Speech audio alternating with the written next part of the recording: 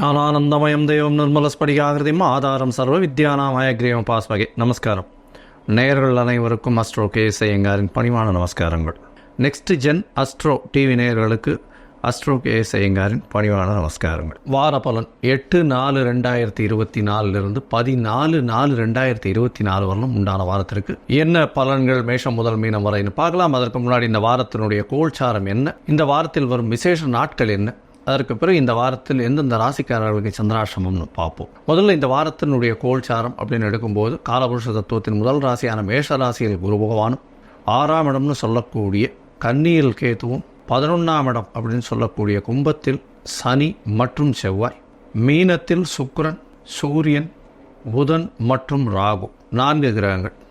இந்த வாரத்தில் ஆகக்கூடிய பெயர்ச்சிகள் அப்படின்னு பார்த்தாலேயானால் சூரிய பகவான் இந்த வாரம் 14ஆம் தேதி, அதாவது பங்குனி மாதத்திலிருந்து சித்திரை மாதம் பிறகுறது, அதாவது சித்திரை மாதம் அப்படின்னு சொல்கிறது சௌரமான மாதமாக சூரியன் ரேவதி நட்சத்திரத்திலிருந்து அசுரி நட்சத்திரத்துக்கு போகிறார். இந்த வருஷம் சோபகிருத்து வருஷத்திலிருந்து குரோதி வருஷம் பிறகுறது. இது தமிழ் வருஷத்தின் 37ஆவது வருஷம். இந்த தமிழ் வருஷத்தினுடைய குரோதி வருஷத்தினுடைய பலன்கள் தனியாக போட்டிருக்கேன், அதையும் பாருங்கள். 8ஆம் தேதி அன்னைக்கு அமாவாசை.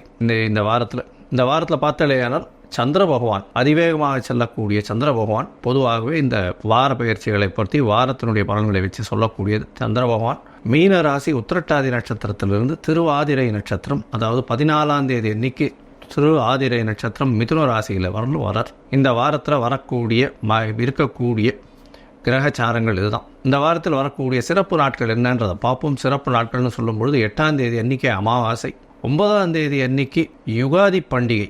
யுகாதி பண்டிகையினுடைய சிறப்பு என்ன அப்படின்னா சந்திரமானம் அப்படின்ற ஒரு விஷயத்தை வச்சு கடைபிடிக்கக்கூடியது. அமாவாசைக்கு அடுத்த நாளை அவர்கள் மாதம் பிறக்கிறதாக கொண்டு சைத்திர மாதமாக இது ஆரம்பிச்சுடுறது. அவளுக்கு சித்திரை மாதம், அவளுக்கு சைத்திர மாதம் ஆரம்பிச்சுடுறது.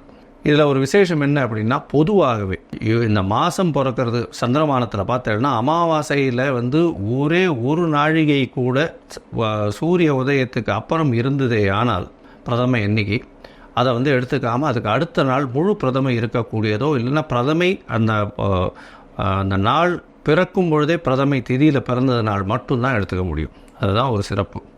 அதனால் இந்த வருஷம் பார்த்தோன்னா 9/4/2024 அன்னைக்கு யுகாதி பண்டிகை. என்னுடைய தெலுங்கு, கன்னடா, மகாராஷ்டிரா மற்றும் துளு, கொங்கு இந்த மாதிரியான இடத்துலலாம் புது வருஷத்தை பிறக்கிறது. அவர்கள் எல்லோருக்கும் என்னுடைய புத்தாண்டு நல்வாழ்த்துக்கள், ஆசீர்வாதங்கள். இந்த வாரம் பார்த்தாலேனா 12ஆம் தேதி அன்னைக்கு சதுர்த்தி, வளர்பிறை சதுர்த்தி, அதாவது சுக்லபக்ஷ சதுர்த்தி, 4ஆம் நாள், அதாவது அமாவாசையிலிருந்து வளர்பிறையில் 4ஆவது நாள். இந்த வளர்பிறை சதுர்த்தியில் என்ன அப்படின்னா வளர் சதுர்த்தின்னு பேர். அதாவது தேய்பிறையில் சங்கடஹர சதுர்த்தி, இது சங்கர்ஷண சதுர்த்தி அப்படின்னு சொல்லக்கூடியது. இந்த வளர்பிறை சதுர்த்தியில் என்ன அப்படின்னா விநாயக பெருமான்கிட்ட போய் நம்ம விழுந்து சேவிச்சுட்டு நம்மளுக்கு வேணும் என்பதை கேட்டோமே ஆனால் வரம் கொடுக்கக்கூடிய வர சதுர்த்தி அப்படின்னு சொல்லக்கூடியது. வளர்பிறையில் வரக்கூடியது வர சதுர்த்தி. 9 பிரதட்சணம் விநாயக பெருமானை பண்ணுறதும், 9 தரம் தோப்பு கர்ணம் போடுறதும், அருகம்பில், அதை தவிர ஒரு தேங்காய் உடைச்சிட்டு வர்றதன் மூலியமாக உங்களுடைய தடைகள் அனைத்தும் நீங்கி நீங்கள் கேட்ட வரங்கள் அனைத்தும் கிடைக்கக்கூடும். படிக்கக்கூடிய மாணவர்களுக்கு கண்டிப்பாக இந்த வர சதுர்த்தி அன்னைக்கு போய் சேவிச்சுட்டு வந்துட்டீங்க அப்படின்னா கண்டிப்பாக உங்களுடைய எக்ஸாமில் நல்ல ரிசல்ட் கிடைக்கக்கூடும். காம்படிட்டிவ் எக்ஸாமில் நல்லபடியாக பண்ணக்கூடிய வாய்ப்புகள் நிச்சயமாக உண்டு. இந்த வாரத்தில் பார்த்தீங்கன்னா 14ஆம் தேதி சூரிய பகவான் ரேவதி நட்சத்திரத்துலேருந்து அசுர நட்சத்திரத்துக்கு போகிறார். சித்திரை மாதம், தமிழ் மாதம் பிறக்கிறது சித்திரை மாதம். நம்ம சௌரமானம் அப்படின்றத வச்சு சூரிய பகவான் ஒரு ராசியிலிருந்து அடுத்த ராசிக்கு செல்லக்கூடியதை வச்சு சொல்கிறோம். இந்த சௌரமான மாதங்களை வச்சு தான் நம்ம பலன்களை சொல்லிட்டுருக்கோம். சூரிய பகவான் குருவோடு சேர்ந்து சஞ்சாரம் மேஷ ராசியில் போய் இருக்கார். 14ஆம் தேதி தமிழ் வருஷ பரப்பு அப்படின்றத சொல்கிறோம், குரோதி வருஷம். இந்த யுகாதியில் பார்த்தீங்கன்னா தெலுங்கு வருஷம் அப்படின்னு சொல்லக்கூடியது. இந்த மாதிரி இந்த வேப்பம்பூ, மாங்காய், புளிப்பு, இனிப்பு எல்லா வகையான இதுவும் வச்சு பச்சடி பண்ணுவாங்க. அது ரொம்ப விசேஷம். அதாவது யுகாதி பச்சடின்னே பேர், அதுக்கு ரொம்ப விசேஷமானது. இந்த வாரம் இந்தந்த விசேஷ நாட்கள் வருது. இதற்கு பிறகு இந்த வாரத்தில் வரக்கூடிய சந்திராஷ்டம ராசிகள் என்னென்னு பார்த்தேன்னா சிம்மம், கன்னி, துலாம், விருச்சிகம், இந்த 4 ராசிக்காரர்களுக்கு சந்திராஷ்டம்.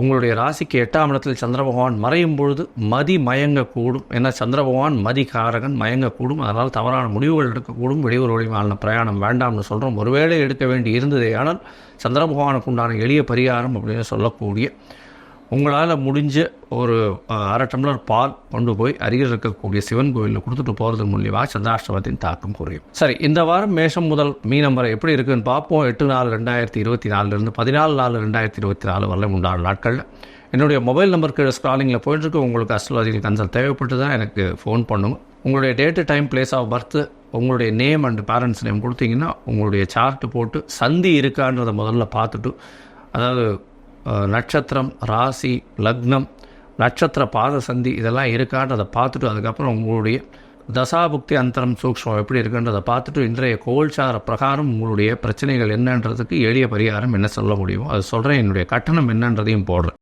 தனுசு, மூலம், பூராடம், உத்திராடம் இந்த 3 நட்சத்திரம் 9 பாதங்களை கொண்ட ராசி. ராசியின் அதிபதி குரு பகவான் ராசிக்கு 5ஆம் இடத்துல இருக்கிறது விசேஷம். இந்த வாரத்தில் பார்த்தீங்கன்னா உங்களுடைய ராசியின் அதிபதி 5ஆம் இடத்துல இருக்கிறதன் மூலியமாக உங்களுடைய ராசியும் வலுப்பெற்று போகிறது.